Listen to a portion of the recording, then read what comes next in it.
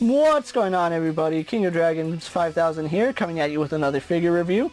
Today we'll be having a look at the SH Figuarts Dragon Ball FighterZ event exclusive Super Saiyan Goku, the clone version.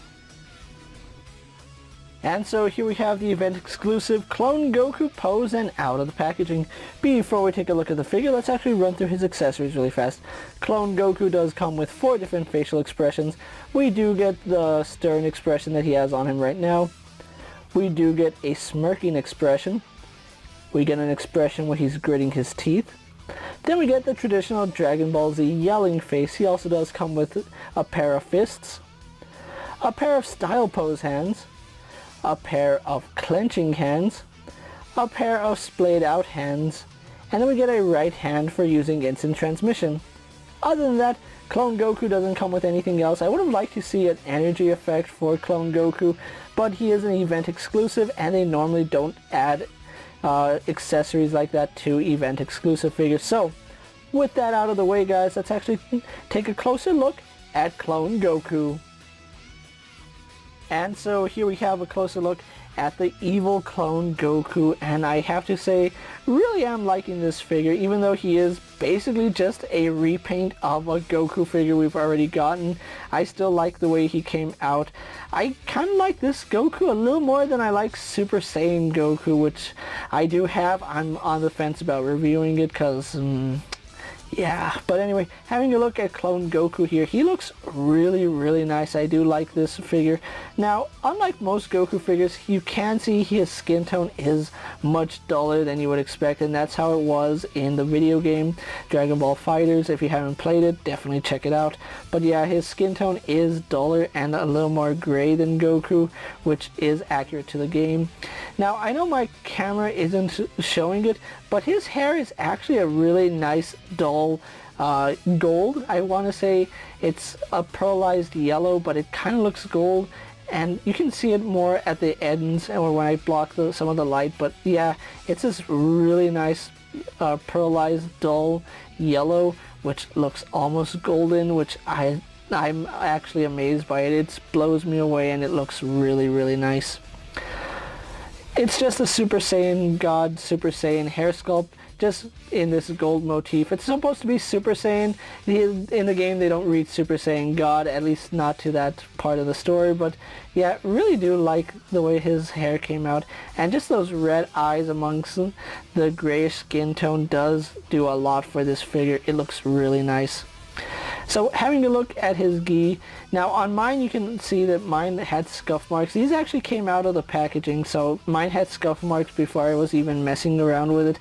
It is a little bit unfortunate, and I think I can hide most of them. No, can't even hide it. I would have to crunch his body like that to even try to hide it. But yeah, a little unfortunate. Mine did get scuffed, but it comes with the territory with action figures. So his Ghee, unlike the traditional Goku Ghee, is actually gray, which it looks really nice on this figure, as well as the red undersuit. Really nice contrast from Goku's traditional colors, although if they really wanted to do opposite Goku, it would be red and green, but I still like the gray, and you can see he has a Goku Ghee right here, which I believe this is a symbol for the Goku Ghee. I could be wrong, but it's not the Turtle Hermit and it's not King Kai's emblem, so more than likely, yeah, that is the Goku Ghee. So really liking the colors here on Clone Goku.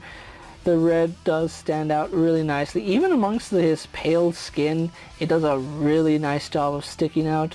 Now, he doesn't have the tied belt, he just has the belt sash going around, which is accurate to the game, although me personally, I kind of like it when the knot is right there.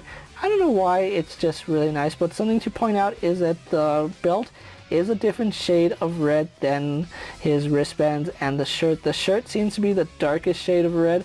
It's almost like a burgundy or even a maroon. And then we have a dark blood red right here, and then we just have dark red right here. So one issue I did have with this Goku figure is an issue I thought they fixed when they did Super Saiyan God Goku. The inside of his arms, if you recall on Super Saiyan God Goku, was the color of his Ghee. That's not the color of his Ghee, that's skin tone, and it doesn't look good. I was really hoping that they would change that moving forward, but it appears that Bandai is not, so that is unfortunate. But we have your traditional Goku style pants, which look really nice. I do like the folds in it. Because of the articulation and how it works, he is a little bit flat in the back, unfortunately.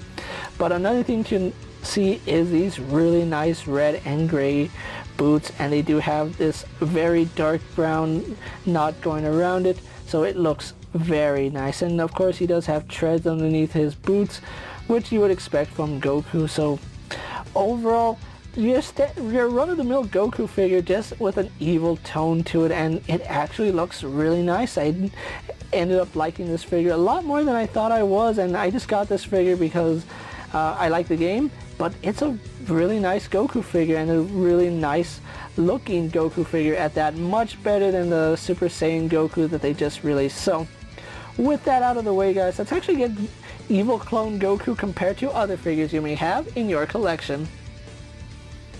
Here we have evil clone Goku posed next to a Marvel Legends Cyclops and a DC Multiverse Superman. Here we have evil clone Goku posed next to a WWE Elite Scale figure and a Mezco 1/12 Collective Popeye the Sailor Man.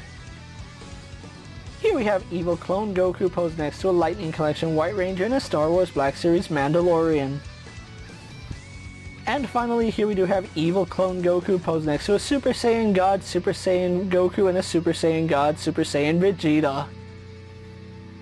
So with the comparisons out of the way, let's actually move on to his articulation.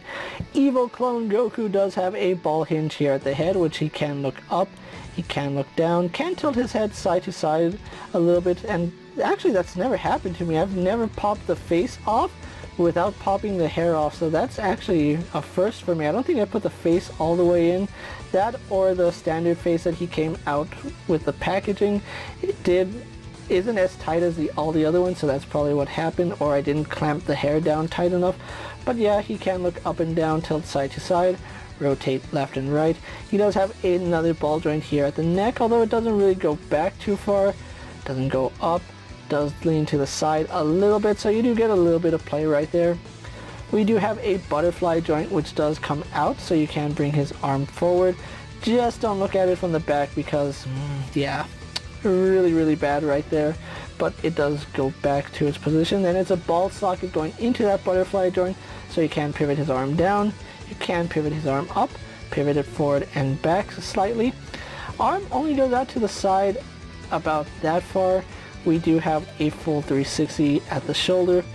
We have a bicep swivel, which works no problem. Double bend at the elbow, giving us much better than 90 degrees. We have a ball hinge here at the wrist, which does have in and out movement. We can rotate that pin to have up and down, as well as rotation on that ball joint. Then we do have, I believe, a ball hinge. I think it's a ball hinge because we can extend his torso a little bit to give him a little more crunch, although that's as far forward as he goes.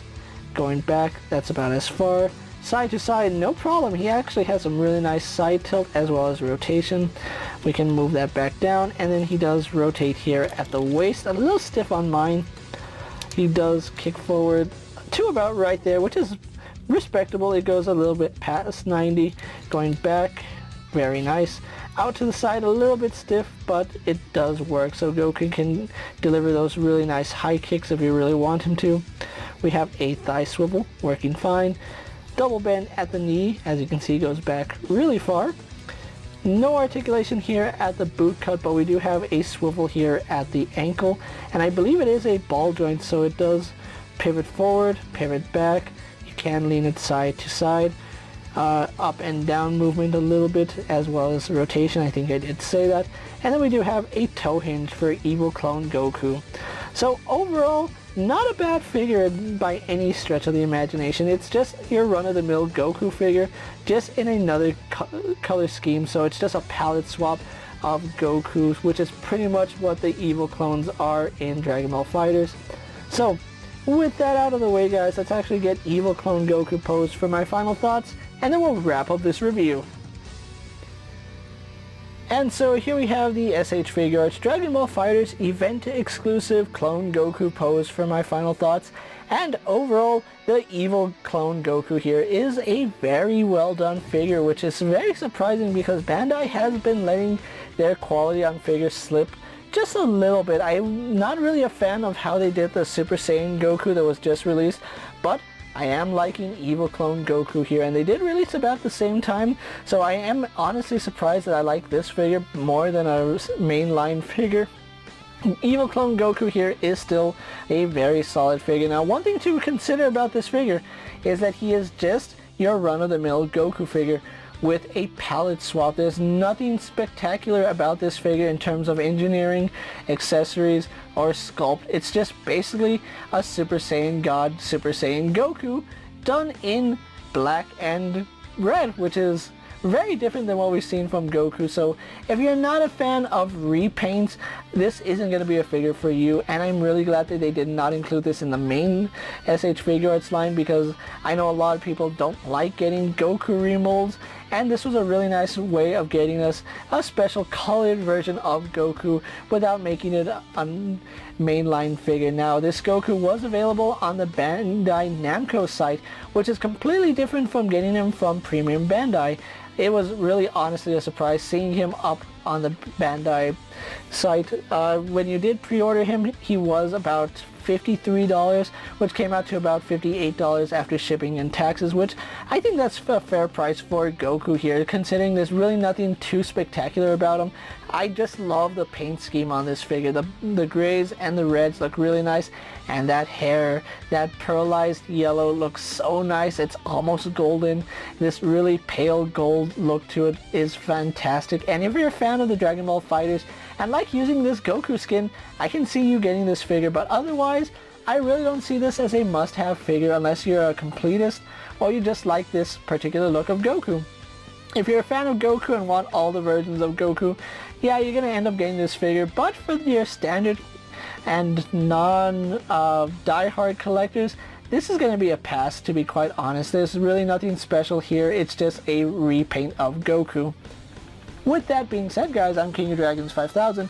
Don't forget to like this video, leave a comment, subscribe to my channel, go check out all my other action figure reviews as well as all my other Dragon Ball Z videos. Hopefully you find them informative. As always, if there's a figure you would like to see me review, let me know down in the comments, and if it fits in my collection, I'll gladly have a look at it. While you're at it, check out my Instagram account for new and exciting action figure photos, and as always, ring that bell to be notified every time I upload a video. Until next time, guys, I'll see you later. Take care, everyone.